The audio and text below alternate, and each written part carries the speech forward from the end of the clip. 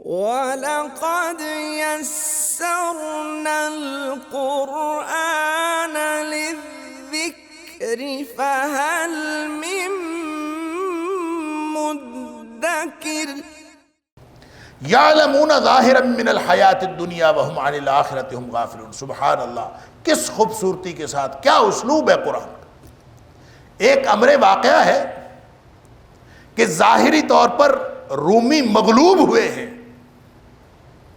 اور ایرانی غالب آئے ہیں، تو وعدہ کر لیا ہے کہ رومی غالب آئیں گے، جبکہ سارے کفار اور اکثریت یہ سمجھ رہی ہے کہ یہ دوبارہ غالب نہیں آ سکتے۔ کیوں؟ ظاہری حالات ایسے نہیں۔ تو اس پورے امر واقعہ کو اس اصول کی طرف پھیر دیا کہ جس طرح ظاہری حالات دیکھ کر تم رومیوں کے غلبے کے بارے میں اب مشکوک ہو کہ پتہ نہیں یہ تو دوبارہ نہیں آئیں گے، بلکہ یقینی ہے کہ یہ تو شاید دوبارہ نہیں آئیں گے، اور اللہ وعدہ کر رہا ہے کہ دوبارہ آئیں گے۔ فرمایا اسی طرح یعلمون ظاہرا من الحیات الدنیا، اکثریت جو ہے وہ دنیا کی ظاہری زندگی کو دیکھتی ہے، اور دنیا کی زندگی کے ظاہر کو دیکھ کر کوئی بھی نہیں کہتا کہ قیامت آئے گی اور یہ ساری دنیا ملیا میٹ ہو جائے گی۔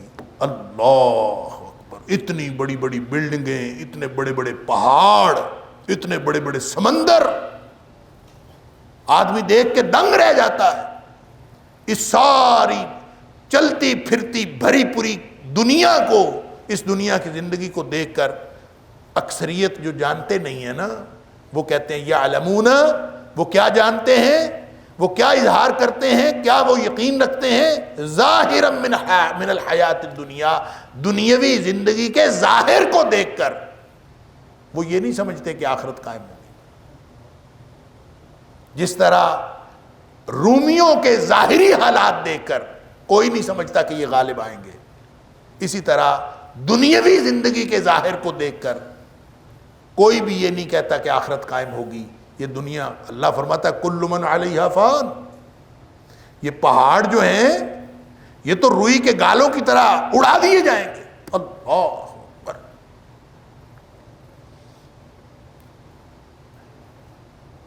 اور وَهُمْ عَنِ الْآخِرَةِ هُمْ غَافِلُونَ، جب لوگ جو ہیں دنیاوی زندگی کا ظاہر دیکھتے ہیں تو پھر وہ آخرت کی زندگی سے غافل ہو جاتے ہیں۔ لوگوں کا آخرت سے غفلت کا جو سبب ہے، اور بھی اسباب ہیں، سب سے بڑا سبب دنیا کی زندگی کے اندر مشغول ہونا ہے۔ جتنا زیادہ آپ دنیا کی زندگی میں مشغول ہوتے جائیں گے، آپ آخرت سے غافل ہوتے جائیں گے۔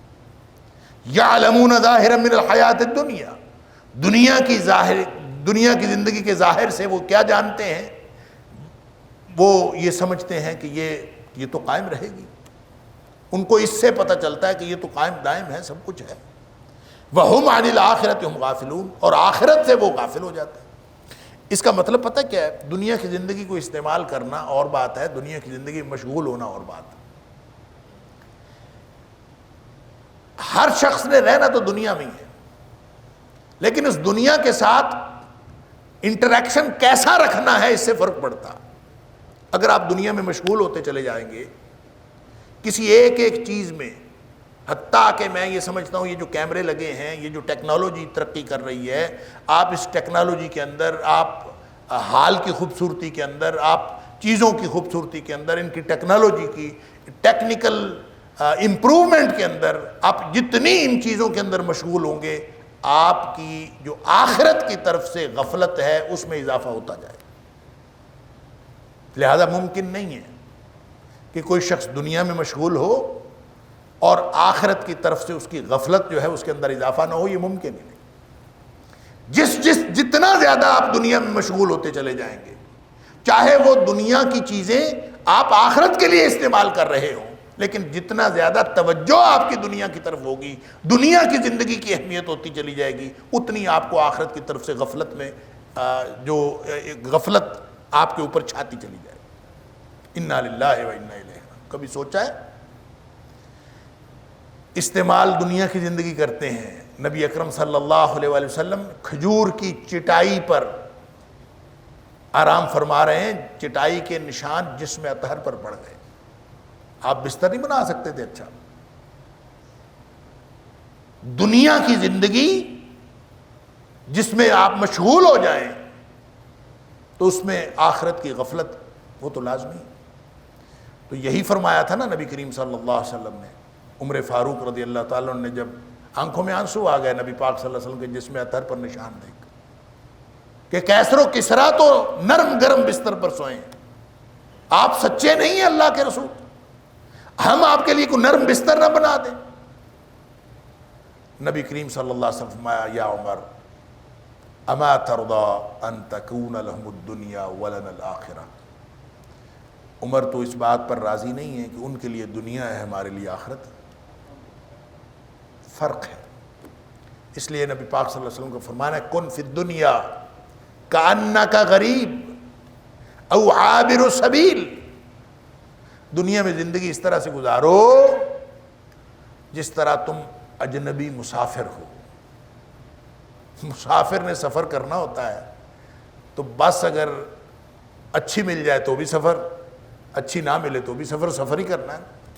سیٹ کمفرٹیبل ہو تو بھی سفر, وہ کہتا ہے تھوڑا سا سفر گزر جائے گا یار خیر ہے.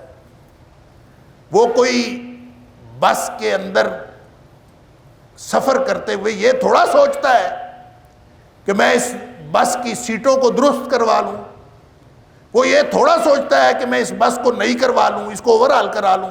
وہ یہ سوچتا ہے تھوڑی دیر کا سفر ہے, جیسی تیسی بس ہے میں سفر کر لوں. کن فی الدنیا کأنک غریب. دنیا میں اس طرح سے رہو جیسے تم مسافر ہو, او عابر سبیل, یا راستے میں چلتا ہوا ایک راہ گیر نہیں ہوتا. تو راہ گیر جب چل رہا ہے تو راستے میں جو چیزیں آ رہی ہیں, چلتے ہوئے راہ گیر کو راستے میں جو چیزیں ملتی ہیں وہ ان کی طرف مشغول ہو کے کھڑا ہو جائے تو سفر کرے گا کہ ان پر غور و فکر کرے گا, سفر رک جائے گا. اور ایک روایت میں آتا ہے وَعُدَّ نَفْسَكَ فِي أَهْلِ الْقُبُورِ. اپنے آپ کو قبر والوں میں شمار کیا کرو. یہ قبر والے بھی تمہارے ساتھ تھے, بس ایک دن تم نے بھی قبر میں چلا جانا. اپنے آپ کو قبر والوں میں شمار کرو. اور جب آپ یوں دنیا کی زندگی کو لوگے اور دنیا کی زندگی کے بارے میں یہ آپ کا رویہ ہوگا تو آپ کا پرسپیکٹو چینج ہو جائے.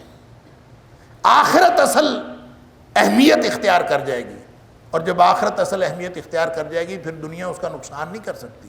پھر دنیا میں آپ رہتے ہیں, دنیا کا فائدہ اٹھاتے ہیں, دنیا سے استفادہ کرتے ہیں, دنیا کو استعمال کرتے ہیں, لیکن دنیا آپ کا نقصان نہیں کر سکتی. لیکن آپ دنیا میں مشغول ہو جائیں گے تو دنیا نقصان کرے گی. وَهُمْ عَنِ الْآخِرَةِ هُمْ غَافِلُونَ. آخرت کے بارے میں وہ لوگ جو ہیں غافل ہیں. اولم یتفکروا فی انفسہم. کیا لوگ اپنی ذات میں, اپنے آپ میں غور و فکر نہیں کرتے؟ ما خلق اللہ السماوات والارض وما بینہما الا بالحق. اللہ, اپنے آپ کو دیکھ لیں, اپنی زندگی کو دیکھ لیں, کہاں سے آپ آئے ہیں, کہاں جانا ہے, کتنی زندگی ہے, چند سانسیں اللہ نے دی ہیں. ما خلق اللہ السماوات والارض, نہیں پیدا کیا اللہ نے آسمانوں کو اور زمین کو, وما بینہما, اور جو کچھ آسمانوں اور زمین کے درمیان ہے, الا بالحق, یہ خاص مقصد کے لیے پیدا کیا. یہ دنیا اللہ نے مقصد کے لیے پیدا کی, بے مقصد پیدا نہیں کی, یہ با مقصد پیدا کیا. وہ اجل مسمى, اور ایک مقررہ مدت تک کے لیے پیدا کی ہے, یہ ختم ہو جانی ہے. تھوڑی ہے, مختصر ہے, با مقصد ہے, اور ایک وقت میں ختم ہو جانے والی ہے. یہ زمین و آسمان کو, سب کو اللہ تعالیٰ نے ساری چیزیں جو پیدا کی ہیں یہ ایک وقت میں ختم ہو جائیں گی. وَإِنَّ كَثِيرًا مِّنَ النَّاسِ بِلِقَاءِ رَبِّهِمْ لَكَافِرُونَ. اور بے شک لوگوں کی اکثریت اپنے رب سے ملاقات کی انکاری ہے. لوگوں کو رب سے ملاقات کی توقع نہیں ہے. اللہ سے ملاقات کا جو انکار ہے وہ اصل میں انسان کی زندگی کے اوپر اثر انداز ہوتا ہے. میں پہلے بھی یہ بات عرض کر چکا کہ اگر اللہ سے ملاقات کا یقین ہو تو انسان کی زندگی اور طرح کی ہوتی ہے. موت کا انکار تو کوئی بھی نہیں کرتا نا, موت کا انکار ممکن نہیں ہے, موت کا انکار کوئی دہریہ بھی نہیں کر سکتا. انکار ہے موت کے بعد کی زندگی کا, آخرت کا انکار ہے. اور جو آخرت کا انکار کرتا ہے اس کی زندگی پھر مختلف ہوتی ہے. جس کا آخرت پر یقین ہے وہ، اور جس کا آخرت پر یقین نہیں ہے وہ، ان دونوں کی زندگی ایک جیسی ہو ہی نہیں سکتی. آخرت پر یقین رکھنے والے نے ہر قدم پھونک پھونک پر رکھنا ہے، ہر لمحہ اپنے آپ کو امتحان میں سمجھنا ہے، اور اس نے ظاہر ہے اس نے مرنا ہے، اللہ کے سامنے جواب دینا ہے، لہٰذا وہ ہر چیز کے بارے میں سوچے گا کہ اس بات میں اللہ راضی ہے کہ ناراض. وہ اپنے اللہ کو راضی کرنا چاہتا ہے، وہ امتحان میں کامیابی چاہتا ہے. اور جو آخرت پر یقین نہیں رکھتا اس کی زندگی اور طرح کی ہے. وہ کہتا ہے مر جانا ہے بابر بیش کوش کے عالم دوبارہ نیست، یہ زندگی دوبارہ کوئی نہیں ملنی. ایٹ ڈرنک اینڈ بی میری، کھاؤ پیو اور موج اڑاؤ، بس. یہ فرق ہے آخرت کے تصور کا ہونے کا اور نہ ہونے کا. فرمایا وَإِنَّ كَثِيرًا مِّنَ النَّاسِ بِلِقَاءِ رَبِّهِمْ لَكَافِرُونَ. اکثریت لوگوں کی اپنے رب سے ملاقات کی انکاری ہے، یقیناً انکار کرتے ہیں. اولم یسیروا فی الارض، کیا یہ زمین میں چل پھر کر نہیں دیکھتے؟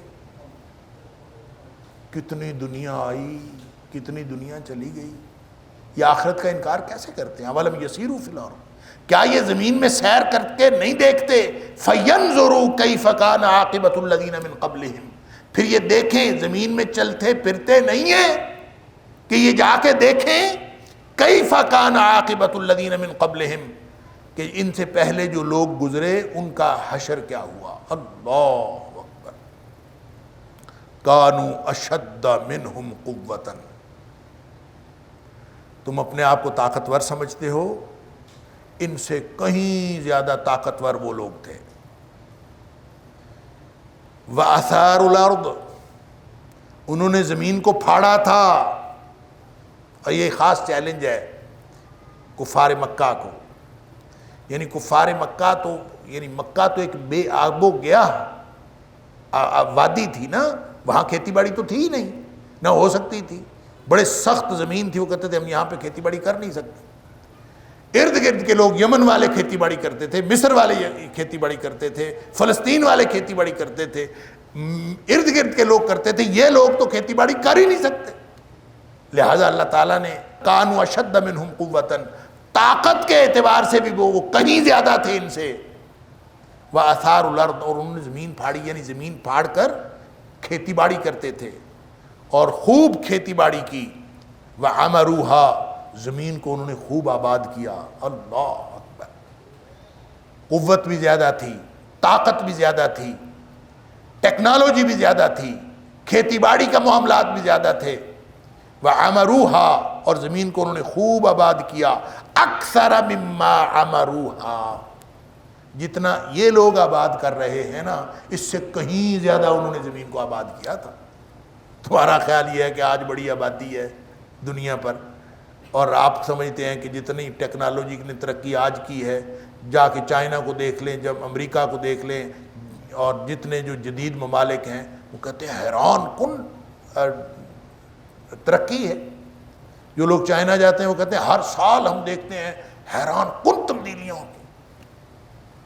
امریکہ جانے والے کہتے ہیں حیران کن تبدیلی، لیکن امریکہ میں اتنی تیزی سے تبدیلی نہیں آئی جتنی چائنا میں تبدیلی آئی. تمہارا کیا خیال ہے کہ اس سے پہلے کوئی ٹیکنالوجیکل ترقی والی قوم نہیں گزری؟ زمین آباد کرنے والے اور دنیا کو ہمیش کی زندگی سمجھ کر رہنے والے، اپنے آپ کو زیادہ طاقتور سمجھنے والے اور کھیتی باڑی کرنے والے، زمین کو آباد کرنے والے اور ان سے کہیں زیادہ آباد کرنے والے. اکثر مما عمروہا، اس سے کہیں زیادہ جو ان لوگوں نے آباد کیا کیا ہے، ان لوگوں نے کیا ترقی کی ہے جو انہوں نے ترقی کی تھی. قوم عاد، قوم سمود، ابھی بھی جا کے دیکھیں نا ان کے کھنڈرات، یہ مدائن صالح کے کھنڈرات جا کے دیکھیں، یا پھر یہ جو پیٹرا کے کھنڈرات ہیں اردن میں، وہ جا کے دیکھیں، حیران رہ جاتے ہیں. اتنے بڑے بڑے گھر پہاڑوں کو کھود کھود کر بنائے ہوئے، اور اتنے اونچے اونچے دروازے، اتنا زیادہ کشیدہ کاری کا کام. یعنی بندہ حیران رہ جاتا ہے کیسے کیا ہوگا انہوں نے اس دور میں. آخر ٹیکنالوجی تھی، آخر ان کے پاس کوئی ایسا طریقہ تھا کہ وہ اتنا اونچا جا کے وہ اس کو سب کچھ کرتے تھے. ہم نے تو آج مختلف قسم کی لفٹس بنا لی ہیں اور ان کے ذریعے سے ہم اوپر چلے جاتے ہیں، نیچے آ جاتے ہیں، تو ہو سکتا ہے ان کے پاس کوئی اس سے زیادہ ٹیکنالوجی ہوگی۔ اور اللہ کا قرآن فرماتا ہے وَعَمَرُوهَا أَكْثَرَ مِمَّا عَمَرُوهَا، انہوں نے کیا آباد کیا ہے جو انہوں نے آباد کیا تھا دنیا میں۔ اس کا مطلب یہ ہے کہ یہ آبادی جس کو ہم سمجھ رہے ہیں کہ ہم نے دنیا میں بڑی ترقی کر لی ہے، اس سے پہلے شاید کتنی قومیں ترقی کر کے سب کچھ آباد کر کے وہ ملیا میٹ ہو چکی ہیں۔ لہذا جاؤ ان کو دیکھو، اولم یسیروا فی الارض فینظروا کیف کان عاقبۃ الذین من قبل، تم سے پہلے لوگ، ان سے پہلے لوگ جو گزر گئے، جا کے ان کا انجام دیکھو۔ وَلَقَدْ يَسَّرْنَا الْقُرْآنَ لِلذِّكْرِ فَهَلْ مِن مُّدَّكِرٍ وَلَقَدْ يَسَّرْنَا الْقُرْآنَ لِلذِّكْرِ فَهَلْ مِن مُّدَّكِرٍ، کہ وہ تھے بھی طاقت میں زیادہ، ٹیکنالوجی میں زیادہ، قوت زیادہ، کھیتی باڑی میں زیادہ، زمین کو آباد کرنے میں زیادہ۔ وَجَاءَتْهُمْ رُسُلُهُم بِالْبَيِّنَاتِ، اللہ اصل بات تو یہ ہے، وَجَاءَتْهُمْ رُسُلُهُم بِالْبَيِّنَاتِ، ان کے پاس رسول آئے تھے روشن دلائل لے کر، واضح نشانیاں لے کر رسول آئے تھے ان کے پاس۔ فما کان اللہ لیظلمہم ولکن کانوا انفسہم یظلمون، رسول آئے انہوں نے جھٹلا دیا۔ اب ظاہر ہے جو اپنی ترقی کے زام میں مبتلا ہو وہ رسول کو کہاں پوچھتا ہے، نعوذ باللہ من ذالک۔ جس کو یہ ہو کہ میں دنیا کا سب سے زیادہ طاقتور ملک ہوں، ہم طاقتور معاشرہ ہیں، ہمارے پاس سب کچھ ہے، اور وہ تو اپنے اس ترقی کے زام میں مبتلا ہوتے ہیں، وہ رسولوں کو کہاں پوچھتے ہیں؟ وہ آج کے دور کے لوگ ہوں یا نبی اکرم صلی اللہ علیہ وسلم کے دور کے لوگ ہوں یا ما قبل کے دور کے لوگ ہوں، جنہوں نے بھی ترقیاں دنیا میں کی ہیں، جو دنیا میں مشغول ہو گئے ہیں اور دنیا کو آباد کرنے کے چکر میں پڑ گئے ہیں، تو وہ تو پھر رسولوں کو نہیں پوچھتے۔ فرمایا فما کان اللہ لیظلمہم، پس اللہ ایسا نہیں تھا کہ ان کے اوپر ظلم کرتا، ولکن کانوا انفسہم یظلمون، اور لیکن وہ تھے اپنی ہی جانوں پر خود ظلم کرنے والے، انہوں نے خود اپنی جانوں پر ظلم کیا، اللہ نے ان کے اوپر کوئی ظلم نہیں کیا۔ ثم کان عاقبۃ الذین اساءوا السوء، پھر کیسا تھا انجام ان لوگوں کا جنہوں نے برا کیا، اساءوا جنہوں نے برا کیا۔ ثم کان عاقبۃ الذین اساءوا السوء، یہ جو سوء ہے نا، یہ اسوأ کی تانیث ہے، جیسے احسانوں کی تانیث الحسنى، احسانوں کی تانیث بنتی ہے حسنى، اسی طرح اسوأ کی تانیث ہے السوء،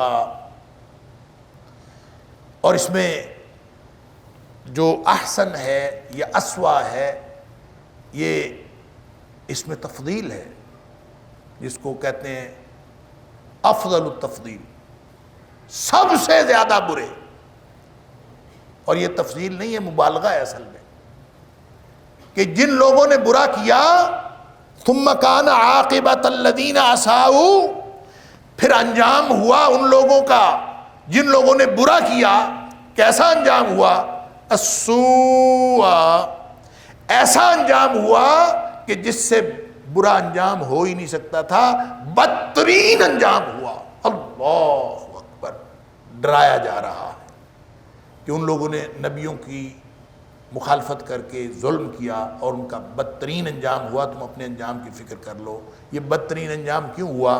ان کذبوا بآیات اللہ، اس لیے کہ انہوں نے اللہ کی آیات کو جھٹلایا تھا۔ ان یہ کہ کذبوا بآیات اللہ، جھٹلایا تھا انہوں نے اللہ کی آیتوں کو، وکانوا بہا یستہزئون، اور وہ ان آیات کا مذاق اڑاتے تھے، استہزاء کرتے تھے، مذاق اڑایا کرتے تھے۔ اب یہ ساتھ ساتھ دلائل آخرت دیے جا رہے ہیں، اور ساتھ ساتھ تنبیہ کی جا رہی ہے کفار مکہ کو کہ جو پہلے لوگوں کی طرف دیکھو، ان کا انجام دیکھو، اگر تم باز آ جاؤ گے تو ٹھیک ہے، ورنہ تمہارا انجام بھی یہی ہوگا۔ اللہ یبدأ الخلق ثم یعیدہ ثم الیہ ترجعون، اللہ ہی ہے جو پہلی دفعہ پیدا کرتا ہے، ثم یعیدہ، پھر وہ اس کو لوٹائے گا۔ آخرت کیسے قائم ہوگی کہ اللہ نے ہی پہلی دفعہ پیدا کیا، اور دوسری دفعہ پیدا بھی کس نے کرنا ہے؟ اللہ نے ہی پیدا کرنا ہے۔ اللہ یبدأ الخلق، اللہ ہی پیدا کرتا ہے پہلی دفعہ، ثم یعیدہ، پھر وہ اس کو لوٹائے گا، دوسری دفعہ پیدا کرے گا، ثم الیہ ترجعون، پھر تم اس کی طرف لوٹائے جاؤ گے، اس کی طرف واپس پہنچو گے۔ ویوم تقوم الساعۃ، اور اس دن قیامت قائم ہوگی۔ اللہ، ویوم، اور جس دن تقوم الساعہ، قیامت قائم ہوگی، یبلس المجرمون، اللہ، اس دن مجرم جو ہیں وہ بہت مایوس ہوں گے۔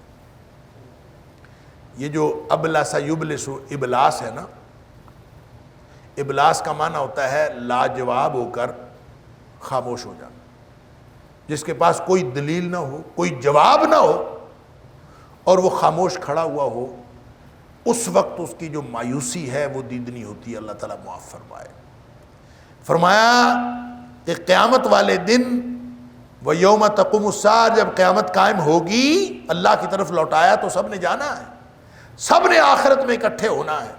اس دن مجرم سارے کے سارے وہ لاجواب ہو کر خاموش کھڑے ہوں گے، ان کو کوئی جواب نہیں آ رہا ہوگا، اور ان کے اوپر مایوسی چھائی ہوئی ہوگی۔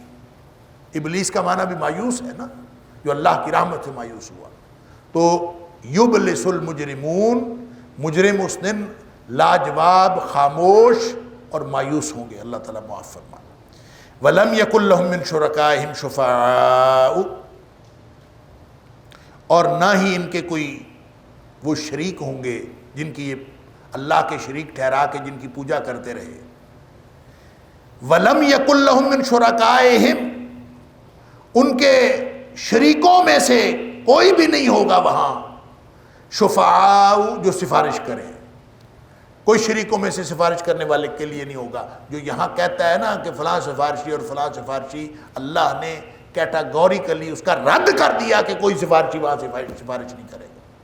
وَلَمْ يَكُنْ لَهُم مِّن شُرَكَائِهِمْ شُفَعَاءُ، ان کے شریکوں میں سے جن کی یہ دنیا میں پوجا کرتے تھے، اللہ کو چھوڑ کر کوئی سفارشی نہیں ہوگا۔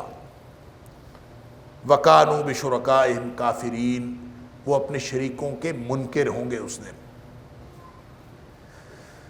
ایک تو معنی یہ ہے وَكَانُوا بِشُرَكَائِهِمْ كَافِرِينَ، کہ یہ دنیا میں جن کو پوجتے رہے، اس دن ان کا انکار کریں گے کہ یہ بڑے، یعنی ان کو ہم غلط پوجتے رہے، یہ درست نہیں تھے، نہ یہ شریک تھے اللہ کے، نہ یہ معبود تھے، ہم نے ان کی پوجا کی، ہم نے غلط کیا، ان کا انکار کریں گے پوجنے والے۔ ایک معنی اس کا یہ ہے وَكَانُوا بِشُرَكَائِهِمْ كَافِرِينَ، اور دوسرا معنی یہ ہے کہ جو شرکاء جن کی یہ پوجا کرتے رہے، وہ ان کا انکار کریں گے کہ انہوں نے تو، ہم نے تو ان کو نہیں کہا تھا کہ ہماری پوجا کریں، ہمیں معبود بنائیں، ہم نے تو نہیں کہا تھا۔ وہ ان کا انکار کریں یا یہ ان کا انکار کریں، ہے تو مایوسی نا، ہے تو ابلاس ہی نا۔ اللہ تعالیٰ معاف فرمائے۔ وَيَوْمَ تَقُومُ السَّاعَةُ، اور جس دن قیامت قائم ہوگی، يَوْمَئِذٍ يَتَفَرَّقُونَ، اس دن یہ الگ الگ کر دیے جائیں گے۔ اللہ، پکی جدائی۔ دنیا میں تو کافر، مسلم، اچھا برا، منافق، مومن، سب یہ خلط ملط ہوئے پڑے نا۔ اس دن جب حساب ہوگا، حشر قائم ہوگا، حساب کتاب ہوگا، اور حساب کتاب کے بعد وَامْتَازُوا الْيَوْمَ أَيُّهَا الْمُجْرِمُونَ، مجرموں الگ ہو جاؤ۔ یہاں اللہ فرماتا ہے يَوْمَئِذٍ يَتَفَرَّقُونَ، ان کو الگ الگ کر دیا جائے گا۔ الگ الگ یوں نہیں کیا جائے گا ایک بندہ ایک بندے سے الگ ہوگا، نہیں، مجرم سارے الگ، کافر سب الگ، منافق سب الگ، مومن سب الگ، سب کو الگ الگ کر دیا جائے گا۔ ظاہر اہل ایمان جنت میں چلے جائیں گے، اور اہل کفر اور اہل نفاق سب جہنم میں چلے جائیں گے۔ اللہ تعالیٰ معاف فرمائے۔ یہ ہمیشہ کی جدائی اور ہمیشہ کے لیے علیحدگی ہوگی۔ اللہ اکبر۔ وَيَوْمَ تَقُومُ السَّاعَةُ يَوْمَئِذٍ يَتَفَرَّقُونَ، اور جس دن قیامت قائم ہوگی اس دن یہ سب الگ الگ کر دیے جائیں گے. فَأَمَّا الَّذِينَ آمَنُوا، کیسے الگ الگ ہوں گے؟ یعنی یومئذ یتفرقون، اس دن الگ الگ ہو جائیں گے، کیسے؟ اب اس کی کیفیت بیان کی گئی. فَأَمَّا الَّذِينَ آمَنُوا وَعَمِلُوا الصَّالِحَاتِ، وہ جنہوں نے ایمان کی زندگی گزاری ہوگی، عمل صالح کیے ہوں گے. فَأَمَّا الَّذِينَ آمَنُوا وَعَمِلُوا الصَّالِحَاتِ، پس وہ لوگ جو ایمان لائے اور انہوں نے عمل کیے اچھے، فَهُمْ فِي رَوْضَةٍ يُحْبَرُونَ، وہ لوگ باغ میں ہوں گے. روضہ باغ کو کہتے ہیں، اور یہاں کون سا باغ مراد ہے؟ جنت کا باغ مراد ہے. فَهُمْ فِي رَوْضَةٍ، یہ لوگ جنت کے باغ میں ہوں گے. یحبرون، خوش کر دیے جائیں گے، خوش و خرم کر دیے جائیں گے. سبحان اللہ، ان کو خوشیاں مل جائیں گی. یہ الگ ہو کے جنت میں چلے گئے، یہ ہمیشہ کے لیے خوشیاں مل گئی. وَأَمَّا الَّذِينَ كَفَرُوا وَكَذَّبُوا بِآيَاتِنَا، اور وہ لوگ جنہوں نے کفر کیا، وَكَذَّبُوا بِآيَاتِنَا، اور ہماری آیتوں کو جھٹلایا، وَلِقَاءِ الْآخِرَةِ، اور آخرت کی ملاقات کو جھٹلایا. فَأُولَٰئِكَ فِي الْعَذَابِ مُحْضَرُونَ، پس یہ سب لوگ وہ ہوں گے جو عذاب کے اندر حاضر رکھے جائیں گے. یعنی مستقل عذاب ان کے اوپر ہوگا، حاضر رکھے جائیں گے، ایک دم بھی وہاں سے عذاب سے ادھر ادھر نہیں ہو سکیں گے. اللہ اکبر. فسبحان اللہ حین تمسون وحین تصبحون، پس تسبیح ہے اللہ کے لیے. یہ لفظی معنی تو یہ ہے، پس تسبیح ہے اللہ کے لیے، پاکی ہے اللہ کے لیے. حین تمسون، اس وقت جب تم شام کرتے ہو، وحین تصبحون، اور جب تم صبح کرتے ہو. یعنی تم شام کے وقت میں داخل ہوتے ہو یا صبح کے وقت میں داخل ہوتے ہو، اس وقت اللہ کی تسبیح ہے. کیا مطلب؟ فسبحان اللہ، گویا اللہ کی تسبیح کرو. فسبحان اللہ، پس تسبیح کرو اللہ کی. تسبیح سے کیا مراد ہے؟ مفسرین نے لکھا ہے کہ اس کا مطلب ہے کہ یہاں پہ سبحو کا لفظ جو ہے وہ یا تو یہ معنی ہے کہ یہاں پہ سبحو کا لفظ محذوف ہے. فسبحو سبحان اللہ، اللہ کی تسبیح بیان کرو، اس لیے کہ وہ پاک ہے، اس کی پاکی بیان کرو. کب بیان کرو؟ حین تمسون وحین تصبحون، جب تم صبح کرتے ہو، یعنی صبح میں داخل، جب تم شام میں داخل ہوتے ہو اور جب تم صبح کے وقت میں داخل ہوتے ہو، اس وقت اللہ کی تسبیح کرو. تو تسبیح سے مراد صبح اور شام، پھر اگلی آیت کے اندر ظہر کا وقت اور عصر کا وقت بھی، تو اس سے مراد تو نماز ہے. اور شام کو کون سی نماز ہوتی ہے؟ دو نمازیں ہوتی ہیں شام کو، ایک مغرب کی، ایک عشاء کی. اور پھر تصبحون ایک صبح کی نماز، فجر کی نماز ہے. پھر اگلی آیت میں فرمایا وَلَهُ الْحَمْدُ فِي السَّمَاوَاتِ وَالْأَرْضِ، اور زمین و آسمان کی تعریف اسی کے لیے ہے. وَلَهُ الْحَمْدُ، اسی کے لیے تعریف ہے. فِي السَّمَاوَاتِ وَالْأَرْضِ، زمین میں بھی اور آسمان میں بھی. وَعَشِيًّا وَحِينَ تُظْهِرُونَ، اور عصر کے وقت عشیًا تیسرا پہر کہتے ہیں، اور تیسرے پہر میں بھی اس کی تسبیح بیان کرو. وحین تظہرون، اور جب تم ظہر کرتے ہو اس وقت بھی تم اللہ کی تسبیح بیان کرو. تو گویا ظہر کے وقت تسبیح بیان کرو، عصر کے وقت تسبیح بیان کرو، صبح کے وقت تسبیح بیان کرو، شام کے وقت تسبیح بیان کرو. تو اس سے مراد نماز پڑھو ہے. گویا فسبحان اللہ کا معنی ہے وصل اللہ، اللہ کی نماز پڑھو. وصلوا للہ، اور نماز پڑھو اللہ کے لیے. سبحان اللہ. تو نماز یہاں پہ 4 اوقات کا ذکر ہوا ہے. تمسون، تصبحون، عشی و عشیا وحین تظہرون. شام کا وقت، صبح کا وقت، اور سپہر کا وقت یعنی عصر اور ظہر کا وقت. عشاء کا یہاں پہ ذکر نہیں. اس کے لیے بعض بلکہ اکثر مفسرین کا خیال یہ ہے کہ عشاء تمسونا کے اندر شامل ہے، کہ شام ہوتی ہے تو اصل میں اس وقت سورج غروب ہوتا ہے. ہوا اصل میں یہ کہ یہ کفار مکہ چونکہ پوجا کرتے تھے، مظاہر پرستی بھی کرتے تھے، بت پرستی بھی کرتے تھے، اور خاص طور پہ جو لوگ سورج کے نظام کے ساتھ اس جو 24 گھنٹے کا سورج کا نظام ہے اس کے ساتھ جنہوں نے اپنی عبادات منسلک کی ہوئی تھی، وہ 3 اوقات میں سب سے زیادہ، یا کہنا چاہیے 4 اوقات میں وہ سب سے زیادہ سورج کی بندگی، سورج کی پوجا کرتے تھے۔ ایک تو وہ کرتے تھے جس وقت سورج طلوع ہو رہا ہو اس وقت کرتے تھے، ایک وہ اس وقت کرتے تھے جس وقت سورج غروب ہو رہا ہو اس وقت کرتے تھے، ایک وہ جس وقت سورج نصف النہار پہ ہو اس وقت کرتے تھے، اور چوتھا وقت وہ کہتے ہیں کہ جب سورج عروج کی مائل بعروج ہوتا تھا، یعنی سورج چڑھ رہا ہے تو اس دوران چڑھتے سورج کی پوجا کرتے تھے، اور جب تک سورج چڑھ رہا ہوتا تھا اس وقت وہ پوجا کرتے رہتے تھے۔ تو اللہ نے جو 5 نمازیں رکھی ہیں، یہ 5 نمازیں ان اوقات کے علاوہ اوقات میں رکھی۔ نہ سورج طلوع ہوتے وقت نماز ہے، نہ سورج نصف النہار پہ ہو تو اس وقت نماز ہے، نہ ہی یعنی سورج ڈھل جائے پھر نماز ہے، ظہر جو ہے سورج ڈھل جانے کی صورت میں ہے، نہ ہی سورج غروب ہوتے وقت نماز ہے، سورج غروب ہونے کے بعد جب شام پڑ جاتی ہے پھر نماز ہے۔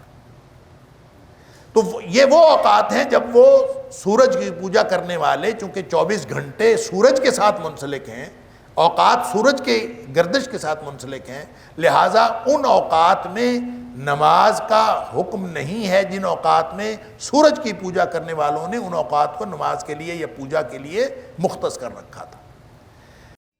وَلَقَدْ يَسَّرْنَا الْقُرْآنَ لِلذِّكْرِ فَهَلْ مِن مُدَّكِرٍ وَلَقَدْ يَسَّرْنَا الْقُرْآنَ لِلذِّكْرِ فَهَلْ مِن مُدَّكِرٍ۔ لہٰذا یہ جو اوقات ہیں ان کو ممنوع اوقات قرار دے دیا گیا۔ 3 اوقات جو ہیں، سورج بالکل سر پہ ہو تو اس وقت نماز نہیں پڑھنی، طلوع ہو رہا ہو تو نماز نہیں پڑھنی، غروب ہو رہا ہو تو نماز نہیں، یہ منع، یہ ممنوع اوقات میں سے ہے۔ لیکن جو ان 5 اوقات کا حکم دیا گیا ہے، میں نے عرض کیا کہ یہاں پہ 4 ہیں اور 4 میں تم سونا میں عشاء شامل ہے، اور جن لوگوں نے کہا کہ عشاء شامل نہیں ہے انہوں نے سورہ ہود کی آیت نمبر 14، سورہ بنی اسرائیل کی آیت نمبر 78 اور سورہ طٰہٰ کی آیت نمبر 130 اس کو ساتھ شامل کر کے پھر انہوں نے عشاء کا وقت جو ہے وہ اس میں شامل کیا ہے کہ 5 اوقات جو ہیں نماز کے یہ قرآن حکیم کے اندر بیان ہو گئے۔ لیکن صحیح بات یہ ہے کہ جب آپ تم سونا کی بات کرتے ہیں تو یہ اس وقت ہے جب شام کے وقت میں داخل ہوتے ہو، تو اس کے 2 حصے ہیں، ایک وہ جب سورج غروب ہو جاتا ہے اور ایک وہ جب شفق غروب ہو جاتی ہے، یہ دونوں شام کے حصے ہیں۔ تو سورج غروب ہوتا ہے تو وہ چڑھتے سورج کی پوجا کرتے تھے کہ جب وہ چڑھ رہا ہوتا تھا تو یہاں غروب ہونے کے بعد جب غروب ہو گیا اس کا جو ایک کیفیت تھی وہ ختم ہو گئی، تو اس وقت پہلا جو یعنی نماز کا وقت قرار دیا گیا وہ اس وقت کو قرار دیا گیا سورج غروب ہو گیا۔ دوسرا جس وقت اس کے بعد جب شفق بھی غروب ہو گئی تو پھر ایک اگلی نماز آ گئی جس کو ہم عشاء کہتے ہیں۔ پھر جب سورج ابھی نکلا نہیں ہے، رات لپٹ رہی ہے، رات مکمل ہو رہی ہے اور روشنی شروع ہو گئی ہے، اور اس وقت بھی ایک تبدیلی رونما ہوئی ہے، اس تبدیلی کے وقت بھی پھر ایک نماز ہے سورج نکلنے سے پہلے، اور اس نماز کا نام فجر ہے۔ پھر ایک تبدیلی ہوئی کہ سورج بالکل نصف النہار پہ آیا، پھر وہ زوال پذیر ہوا، جب زوال ہو گیا تو پھر ایک نماز ہے۔ پھر وہ نماز جب ایک وقت آیا کہ وہ نماز جو ہے، سورج جو ہے وہ ڈھلتا ڈھلتا وہ اس اپنی روشنی کھو بیٹھا، اور اس کی روشنی جو ہے وہ سفید سے زرد ہونا شروع ہو گئی، اور جو ہی وہ زرد ہونا شروع ہوتی ہے وہاں بھی ایک تبدیلی اور ایک انقلاب ہے، اس وقت بھی نماز ہے۔ انقلاب کا مطلب ہوتا ہے تبدیلی، تو وہ جیسے جیسے سورج کے اندر اور اس کی گردش کے اندر 5 اوقات تبدیلی ہیں جن کو اللہ نے 5 اوقات نماز قرار دیا. رہ گئی یہ ممنوع اوقات والی بات، تو اس کے بارے میں سن لیجئے کہ یہ ممنوع اوقات میں ویسے تو یہی سمجھا جاتا ہے کہ اس میں فرض بھی منع ہے، نفل بھی منع. نفل سنتیں بھی اصل میں وہ نوافل ہیں جن کو نبی پاک صلی اللہ علیہ وسلم نے ادا کیا. تو فرض بھی منع ہے، نفل بھی منع ہے. تو اگر آپ اس وقت آپ کی آنکھ کھلی جس وقت سورج نکل رہا ہے، یا آپ کہیں کام کاج میں تھے اور اس وقت آپ کو یاد آیا کہ میں آپ کی عصر کی نماز رہتی ہے جس وقت سورج غروب ہو رہا ہے، تو اس وقت کیا کریں گے؟ نماز فرض پڑھیں گے یا انتظار کریں گے؟ ہماری آج کل عادت یہی ہے کہ ممنوع اوقات کا، جن کو پتہ ہے ممنوع اوقات کا، جن کو نہیں پتہ وہ تو نہیں پتہ، جن کو ممنوع اوقات کا پتہ ہے وہ کہتے ہیں کہ انتظار کر لیں، یہ نماز کے ممنوع اوقات میں سے ہے، یہاں انتظار کر لیں، اب اس وقت نماز نہیں پڑھی جا سکتی. یہ عمومی طریقہ کار یہی ہے اور عمومی طور پر مسئلہ بھی یہی سمجھا جاتا ہے. لیکن سن لیجئے، احادیث کے اندر ایسے شواہد ملتے ہیں جس سے یہ پتہ چلتا ہے کہ فرض نماز کے لیے انتظار نہیں کیا جا سکتا. جب آپ کے فرض رہتے ہیں تو فرض ہے، اگر نماز پڑھے بغیر آپ فوت ہو گئے، آپ انتظار کر رہے ہیں، تو آپ نے انتظار کرنا ہے کتنا؟ 5 منٹ 10 منٹ؟ تو زندگی ہو سکتا ہے 5 منٹ سے پہلے فوت ہو جائیں آپ، زندگی کا تو اللہ کو پتہ ہے. اور فرض اگر آپ کے سر پہ رہ گئے تو وہ قیامت والے دن آپ تو پکڑے جائیں گے اگر فرض آپ کے اوپر سر کے اوپر رہ گئے. لہذا فرضوں کے لیے انتظار نہیں کرنا. آپ اگر جس وقت بھی یاد آئے فوراً نماز پڑھنی ہے. نبی کریم صلی اللہ علیہ وسلم نے فرمایا کہ نماز وقت پہ پڑھنا یہ بہترین اعمال میں سے ہے، لیکن اگر کسی شخص کو سونے کی وجہ سے نماز لیٹ ہو گئی تو جو ہی وہ بیدار ہو، وہ نماز کا وقت ہے، اس کو فوراً نماز پڑھنی چاہیے. اسی طرح اگر کسی کو یاد نہیں رہا نماز پڑھنا، کسی کام میں مشغولیت کی وجہ سے یا کسی بھی مسئلے کی وجہ سے اس کو یاد نہیں رہا، تو جو ہی یاد آیا ہے وہی نماز کا وقت ہے. تو اس سے یہ نتیجہ نکلا کہ جو فرض نماز ہے اس کو آپ ڈیلے نہیں کر سکتے، سنتوں کو، نوافل کو ڈیلے کر سکتے ہیں، فرض نماز کو ڈیلے نہیں کر سکتے. اور اس کی جیسے میں نے عرض کیا حدیث کے اندر شواہد ہیں. مثال کے طور پر ایک حدیث میں آتا ہے کہ نبی کریم صلی اللہ علیہ وسلم نے فرمایا کہ جس شخص نے سورج غروب ہونے سے پہلے عصر کی 1 رکعت پڑھ لی، اس نے عصر پا لی. جس نے سورج غروب ہونے سے پہلے عصر کی 1 رکعت پڑھ لی، اس نے عصر پا لی. تو اگر کسی نے سورج غروب ہونے سے پہلے 1 رکعت پڑھی ہے تو باقی 3 رکعتیں کب پڑھی ہیں؟ ایک سورج غروب ہونے سے پہلے پڑھی ہے تو باقی 3 رکعتیں تو اس وقت پڑھی ہیں نا جب وہ غروب ہو رہا ہے. تو اس کا مطلب ہے کہ یہ ممنوع اوقات جو ہیں یہ نوافل اور سنتوں کے لیے ہیں. فرض اگر رہتے ہوں، پہلی تو بات یہ ہے کہ فرض کو اپنے وقت میں پڑھنا چاہیے. اگر کبھی رہ جائے اللہ نخواستہ، آدمی کو کوئی مسئلہ ہو، یاد نہیں رہا، سویا رہ گیا ہے، تو جب اٹھے تو بالکل انتظار نہ کرے کہ میں اب انتظار کروں گا. بعض لوگ پتہ کیا کرتے ہیں، ان کی نماز رہتی ہوتی، فرض نماز رہ گئی، وہ کہتا ہے میری زور رہ گئی ہے، میں کل کی زور کے ساتھ پڑھوں گا. سبحان اللہ، کل کی زور تک اللہ سے سرٹیفکیٹ لیا ہوا ہے کہ تم نے زندہ رہنا ہے. گارنٹی کیا ہے کل تک زندہ رہنا ہے؟ لہٰذا جو نبی پاک صلی اللہ علیہ وسلم نے طریقہ کار بتایا ہے کہ سونے کی وجہ سے نماز لیٹ ہوئی، کیونکہ مومن کی نماز تو لیٹ ہوتی ہی نہیں. وہ تو تب لیٹ ہوتی ہے یا تو اس کو یاد نہیں رہی کسی وجہ سے، اس کے ذہن سے نکل گئی بات، پھر لیٹ ہو سکتی ہے، یا پھر وہ سویا رہ گیا تو لیٹ ہو سکتی ہے. تو اگر سویا رہا تو جو ہی اس کی آنکھ کھلی اس کی نماز کا وقت ہے، اس کو فوراً نماز پڑھنی چاہیے. اور اگر اس کو یاد نہیں رہا تو جو ہی یاد آیا وہی اس کی نماز کا وقت ہے. لہذا وہ وقت جو بھی ہے آپ اس وقت فرض کو لیٹ نہیں کریں گے، فوراً وضو کریں گے اور وضو کر کے فرض ادا کریں گے۔ یہ جو ممنوع اوقات ہیں یہ صرف اور صرف نفلوں کے لیے اور سنتوں کے لیے ہیں، وہ آپ نہیں پڑھ سکتے۔ فرائض جو ہیں اس کو ڈیلے نہیں کیا جا سکتا۔ واللہ اعلم بالصواب۔ یخرج الحی من المیت ویخرج المیت من الحی ویحیی الارض بعد موتها وکذلک تخرجون۔ اللہ اکبر۔ جو اللہ زندے کو مردے سے نکال لیتا ہے اور مردے کو زندہ سے نکال لیتا ہے، اللہ اکبر، کتنی ہی اس کی مثالیں ہیں دنیا میں۔ ایک تو اس کو عمومی طور پر سمجھنا چاہیے، یہ قرآن میں کئی جگہ پہ آیا، یخرج الحی من المیت ویخرج المیت من الحی، مردے کو زندہ سے نکالنا، زندہ کو مردہ سے نکالنا، اس کی کئی مثالیں۔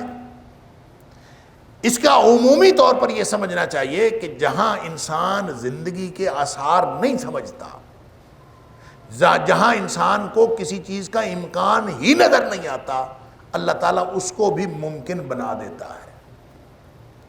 جہاں آپ کو یہ نظر آئے دنیا میں کہ اب اس کے تو ہونے کا کوئی امکان ہی نہیں ہے، جیسے پیچھے ہم پڑھ آئے ہیں کہ جیسے رومیوں کے غلبے کا تو امکان ہی کوئی نہیں ہے، تو یخرج الحی من المیت میں یہ بھی شامل ہے کہ اللہ مردے میں سے زندہ نکال لیتا ہے۔ اور اس کی مختلف مثالیں وہ ہو سکتی ہیں، جیسے بیج کے اندر سے زندگی نکلتی ہے، بیج مردہ ہوتا ہے اس میں سے زندگی نکلتی ہے، انڈا مردہ ہوتا ہے اس میں سے زندگی نکلتی ہے، مرغی میں سے انڈا نکلتا ہے جو مردہ ہوتا ہے، زندہ میں سے مردہ، مردہ میں سے زندہ۔ اللہ اکبر۔ انسان کا نطفہ وہ بالکل ایک پانی کا قطرہ ہے، هل أتى على الإنسان حين من الدهر لم يكن شيئا مذكورا إنا خلقنا الإنسان من نطفة أمشاج نبتليه فجعلناه سميعا بصيرا۔ اللہ اکبر۔ تو بے شمار مثالیں ہیں کہ اللہ تعالیٰ زندہ سے مردہ اور مردے کو زندہ۔ فرمایا وَيُحْيِي الْأَرْضَ بَعْدَ مَوْتِهَا۔ اسی طرح آپ دیکھتے نہیں کہ بنجر زمین، مردہ زمین، اللہ تعالیٰ بارش برسا کے اس کو زندہ کر دیتا۔ مری ہوئی زمین زندہ ہوتی ہے نا، بنجر زمین آباد ہوتی ہے نا، وہ کھیتی جہاں پہ کچھ نہیں اگ رہا ہوتا، اللہ کی رحمت کی بارش ہوتی ہے، وہاں پہ کھیتی لہلہانے شروع کر دیتی ہے۔ فرمایا وَكَذَلِكَ تُخْرَجُونَ، اسی طرح تمہیں وہ قیامت والے دن نکال لے گا۔ سبحان اللہ، اسی طرح تم نکالے جاؤ گے۔ وَمِنْ آیَاتِهِ، سبحان اللہ، اور اس کی نشانیوں میں سے، یہ میں نے پہلے عرض کیا کہ یہاں دلائل آخرت بھی ہیں، اور وہ جو دلائل آخرت ہیں وہ دراصل دلائل توحید بھی ہیں۔ تو جو دلائل آخرت دیتے ہوئے یہ جو الفاظ ہیں وَمِنْ آیَاتِهِ، اور اس کی نشانیوں میں سے، یہ 7 دفعہ یہ الفاظ دہرائے گئے ہیں اس سورت کے اندر، 6 دفعہ یہاں مسلسل ہیں اور 7ویں دفعہ آگے جا کے ہیں۔ وَمِنْ آیَاتِهِ، اور اس کی نشانیوں میں سے ہے، سبحان اللہ، کیا ان خلقکم من تراب، تم دیکھتے نہیں اس کی نشانیاں بے شمار ہیں، ارد گرد کائنات میں دیکھتے جاؤ، تمہاری اپنے اندر نشانیاں ہیں، آفاق و انفس کے اندر نشانیاں ہیں۔ وَمِنْ آیَاتِهِ، اور اس کی نشانیوں میں سے ہے ان خلقکم، یہ کہ اس نے تمہیں پیدا کیا ہے من تراب، مٹی سے، سبحان اللہ، ثم اذا انتم بشر تنتشرون۔ اللہ اکبر۔ پھر تم ایک بشر بن گئے ہو، ایک انسان بن گئے ہو، تنتشرون، جو زمین میں پھیلتے پھرتے ہو۔ مٹی سے کیسے پیدا کیا؟ مٹی سے پیدا کر کے زمین میں پھیلا دیا، یہ نشانی نہیں ہے؟